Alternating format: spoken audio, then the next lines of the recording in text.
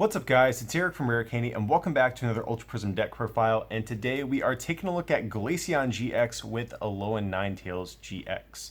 So this is actually the same list we did feature in our recent testing rounds video, so if you guys want to see this deck in action, I will be sure to have a link in the description for you guys to check out. And if you're new here to the channel and you're unfamiliar with those testing rounds videos that we post, they typically feature kind of our unrefined, rough starting points to begin testing from. So that might mean there are a few cards in this list that are subject to be tweaked or changed. So just something to keep in mind as we go through this early deck profile. So yeah, Glaceon GX, I definitely think one of the most hyped cards out of Ultra Prism, and the reason we were playing it with Ninetales is because in the past, I do personally enjoy the Alolan Ninetales GX deck, but one downside I think it's always had is that it's kind of had an awkward early game. I think the mid game is really where that deck picks up, but because of Ninetales' awkward, 2 water and a colorless, energy cost, it can sometimes be a little awkward to get one powered up very quickly. And then sometimes too, even once you get it powered up, you have to discard your energy and get stuck in the active spot. So just like I said, it can kind of have an awkward early game. And I think that's actually where Glaceon really helps out a lot in this deck. So let's take a look at it and see how this archetype looks now. So since this is a Glaceon deck, we are playing 4 copies of Eevee, and this is going to be, of course, the Energy Evolution one. Whenever we attach a basic energy from our hand to Eevee, we get to search our deck for a Pokemon of the same type and evolve immediately into it. So of course that means if we attach a water energy on turn 1, we can get out Glaceon GX, which we are playing 3 copies of. And the reason that is so important with Glaceon is it has this ability, whenever it's your active Pokemon, your opponent's Pokemon GX and EX have no abilities, which is an insane ability on its own, but in conjunction with Energy Evolution just makes it that much better. So just think for a second all of the different abilities that are popular in the current metagame. We have, things like Tapu Lele GX, of course that's in every deck, Zoroark GX, Lycanroc GX, Gardevoir GX, etc. So there's just a ton of great abilities that are worth shutting off right now. And the fact that you can do this on the first turn makes this card just so much more oppressive, because that can even sometimes take away your opponent's option to go for that turn 1 Tapu Lele to grab a Bridget or a supporter to refresh their hand. So the ability alone is really great, but luckily Glaceon's attacks are also pretty decent. For a water and 2 colorless, it does 90 damage and then 30 damage to one of your opponent's bench Pokemon. So this is basically the same attack that we previously saw on Umbreon GX, but of course now with water energy. So this is just a nice little 2-shotting attack. You're doing 120 if you have a choice band, and like I said, a solid little 2-shotting attack. And this attack is much more easily powered up than Alolan Ninetales is in the early game. So on the first turn, you can attach water energy to Eevee, immediately get out Glaceon, and then on turn 2, all you need is a double colorless energy, and you can start attacking. And that kind of frees you up to, Aqua Patch and do things like that on an Alolan Ninetales while you build that up throughout the course of a game. So like I said, it's a very good early game attacker, and it's easy to get in play. So the main attack is pretty strong. Like I said, it 2-shots a lot of things in the current metagame, but its GX move is also worth pointing out as well. For the same attack cost, it does 50 damage times the amount of damage counters on your opponent's active Pokemon. So you can kind of see the synergy between the 2 attacks. You can use the first attack to soften up their active Pokemon and do some bench damage as well. So even if they decide to retreat into a fresh Pokemon, even though it might only have 30 damage on it, it's still sometimes set up to be knocked out in one hit with this GX move. So kind of a powerful GX move. I think the GX move on Ninetales is also pretty good, which we'll mention here in a minute. But this gives you kind of a more offensive GX move to potentially go with. So just another GX move you can potentially abuse if you choose to. So everything else on Glaceon pretty straightforward. 200 hit points, weakness to metal, which could be a problem in this upcoming format. Metal does look like it has a lot of support, so we'll have to see how that goes. 2 retreat costs, which is pretty manageable as well. But yeah, like I said, the main things of note are going to be this insane ability on Glaceon GX, and I guess mainly its first attack. And so next up, we are playing 2 copies of Alolan Vulpix, of course the one with that beacon attack, to search out 2 Pokemon from our deck and put them into our hand.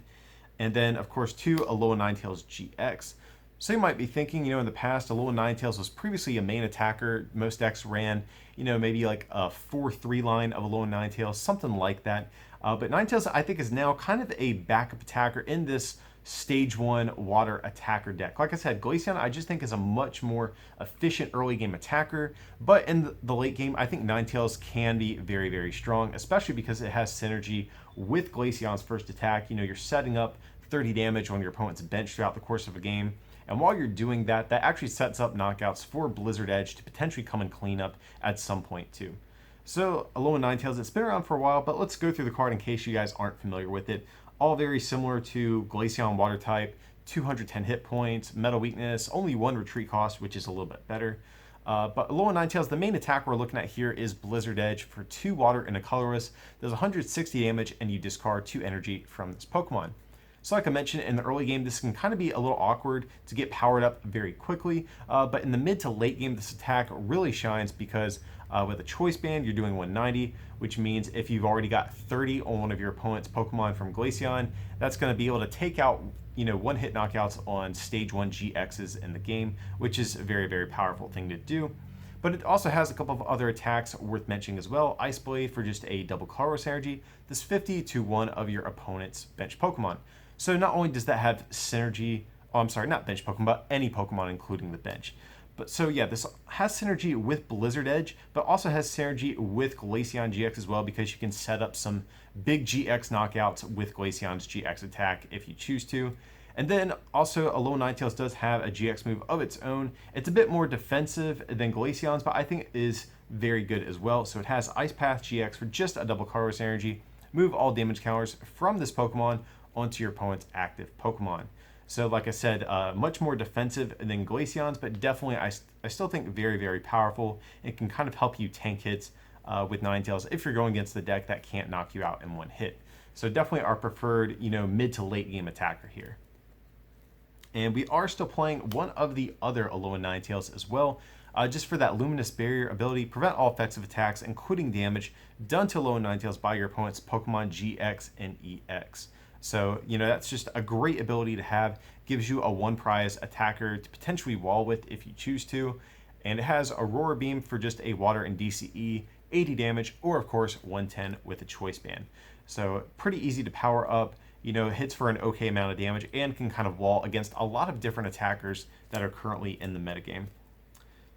So that's going to be it for, you know, I guess the bulk of our offensive options in this deck. So going on to the support Pokemon, we do have a 2-2 line of Zoroark GX.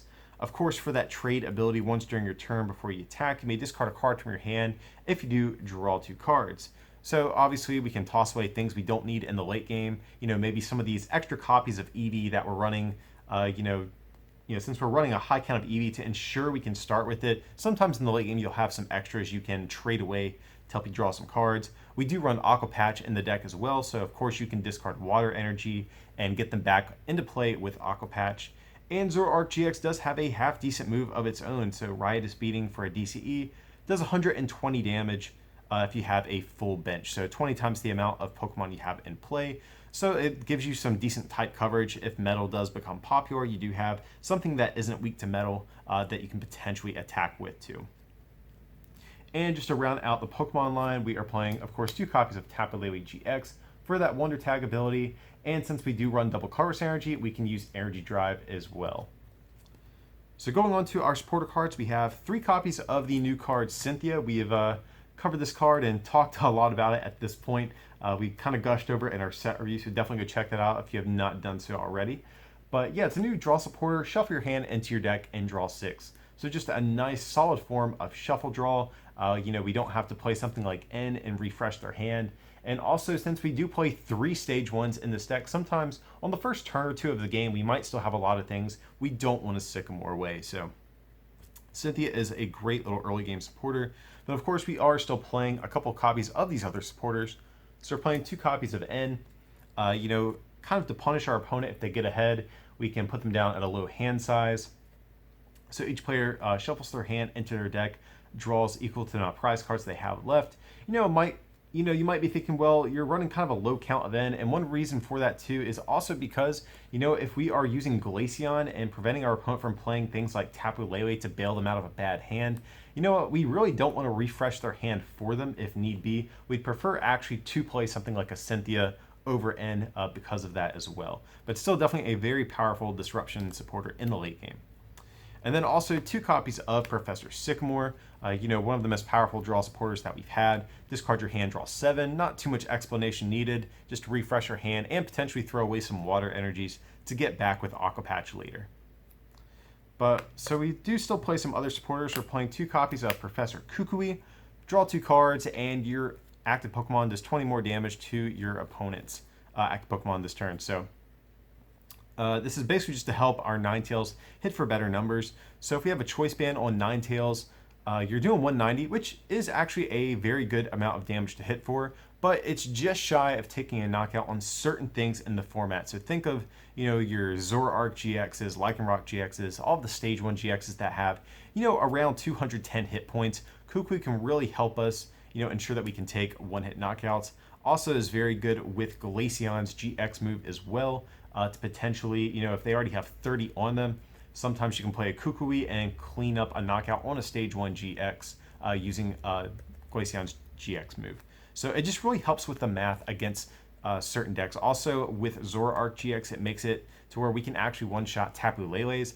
So with a choice banded Zoroark, we hit for 150, and with Kukui, we hit for 170. So it's just a really crucial card to hit for the right numbers that you need against a lot of different decks in the format.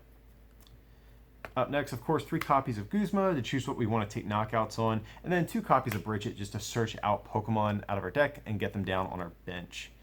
So moving on to our item cards, we have 4 copies of Ultra Ball, of course, just to search Pokemon out of our deck. 4 copies of Aqua Patch to accelerate water energy from our discard pile to one of our benched water Pokemon. Like I said, we have access to trade in this deck. We have Ultra Ball, all sorts of ways to throw away water energy. And, Ninetales itself gets rid of water energy whenever it attacks, so Aqua Patch can help us get those back at different points throughout the game. 3 copies of Choice Band just to increase our damage output. Very, very crucial in certain matchups. Like I've mentioned a few times, very integral card to taking one-hit knockouts on Stage 1 GXs. Next up, 2 copies of Floatstone just to have free retreat.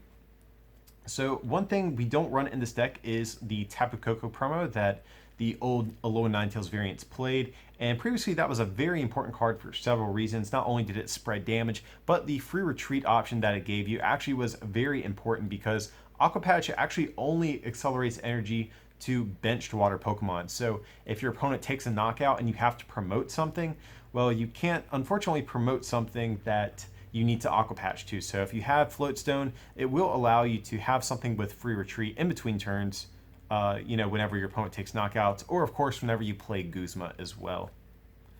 So next up we have 2 copies of Field Blower to discard our opponent's tool cards and stadiums, potentially even, and 1 copy of Rescue Stretcher just to get some recovery in the deck and get Pokemon back from the discard pile. And going on to the energy, we have 4 double colorless energy and 1, 2, 3, 4, 5, 6, 7, 8 copies of water energy to round out the list. So yeah, guys, that's going to be it for our first draft of Glaceon. I definitely think there is a lot of different routes you could potentially take this deck. This is going to be the first one that we're going to try out on the channel, and actually we do have another list that got posted for our Stage 2 patrons over at patreon.com/rarecandytcg. If you guys want to learn how to access that and also help support the channel, I will have a link in the description for you to check that out as well. But yeah, I'm definitely impressed with Glaceon so far. It definitely seems like it has some potential here. And like I said too, I have been a big fan of Alolan Ninetales in the past. And, it had kind of an awkward early game, and maybe Glaceon can finally, be the answer to, to that problem I think that Ninetales kind of had in the past.